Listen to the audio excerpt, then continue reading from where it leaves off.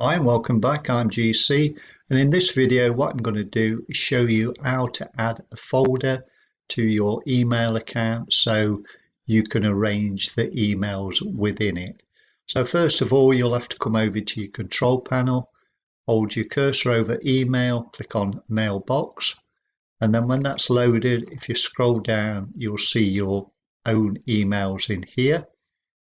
And then what you'll need to do is click on one of the emails. And when you've done that, this box will come up, and then you'll need to click on Webmail. Click there.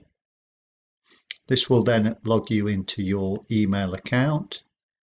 And what we can do now is actually organize the emails that are within your account. So to do that, you'll need to go over to Settings.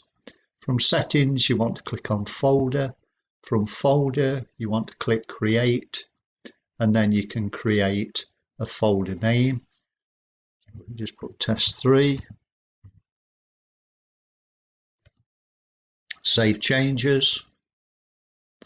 And then if you actually go back to your mailbox, and let's say we want to move that email here to that box or folder, if we click on it, go to More, scroll down, go to Move, and then like I say, you can put that email in that folder. So if I click there, and as you can see, it's gone. So then if we go to test 3, there's the email.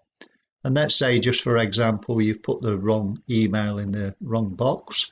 If you click on there, go to More again, scroll down to Move To, click on there, and then if you select Inbox, you'll see it's gone, and then you can actually go over to the inbox, and there's the email in there. So anyway, I hope this video has been helpful, and I'll see you on the next one.